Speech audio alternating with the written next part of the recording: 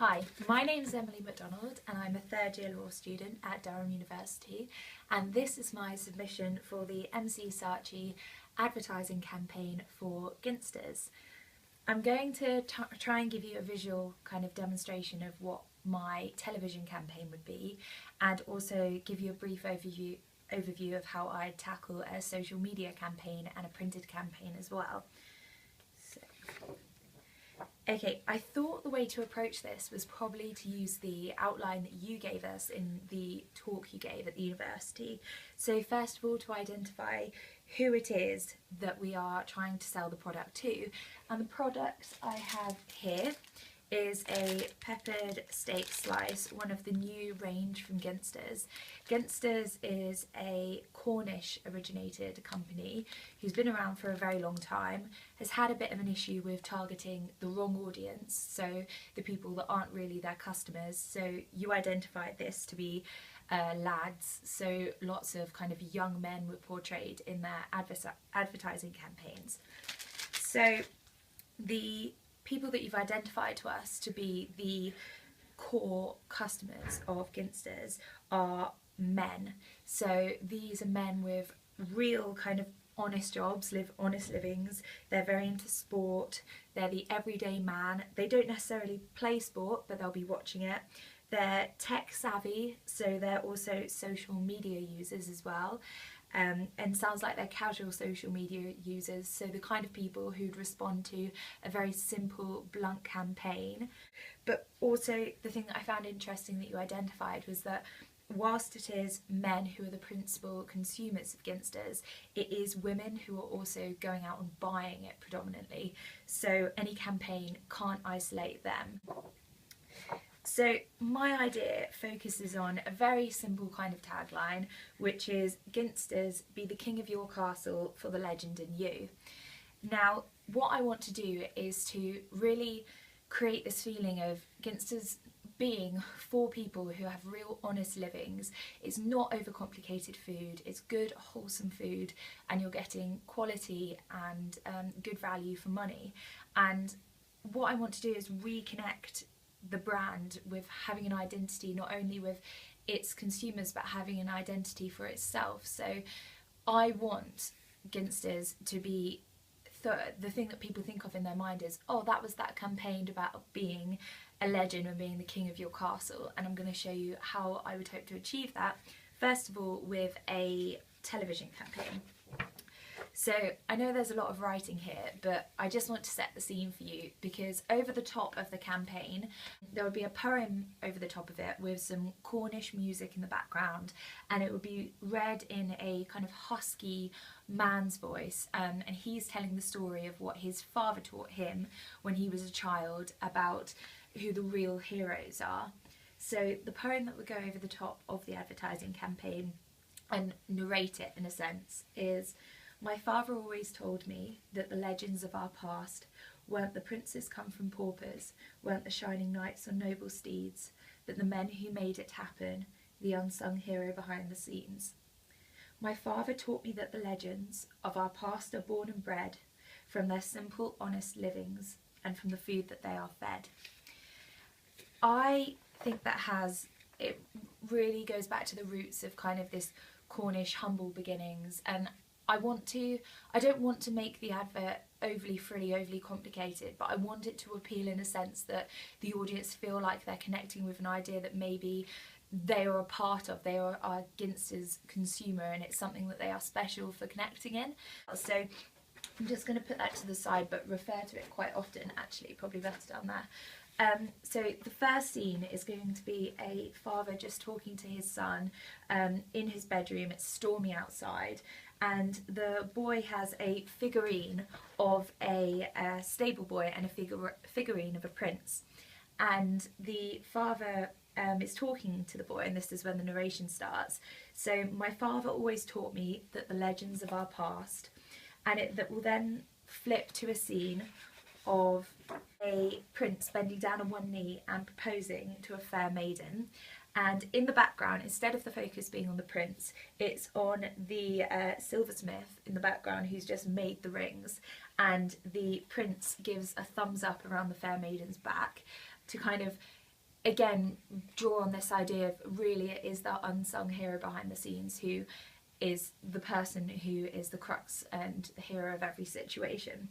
So weren't the princes come from paupers? Weren't the shining knights on noble steeds? So another very quick scene, which is all in this little boy's imagination, is a knight who's just won a lancing competition, and the stable boy, or well, stable man, who is in charge of looking after the horses, is in the background, and he's kind of tired and exhausted and muddy, and he's letting this man take all the glory.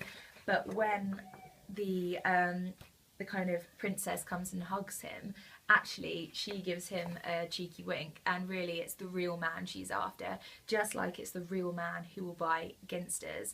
And they can kind of identify with this ethos of, you don't have to be a showy off kind of person, you don't have to be a lad, being a real man is something a bit more humble than that. So, but the men who made it happen, the unsung hero behind the scenes. And the next kind of scenes I wanted to describe to you, so the father will get up off the bed, or it doesn't even need to be anything complicated. I think a Ginsters would be subtly unwrapped in the background, and the next scene would quickly flick to a scene in a pub.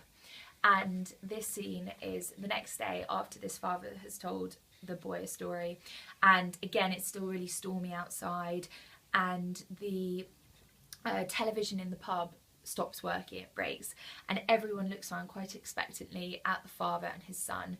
So this is their chance to be the king of the castle and be a legend.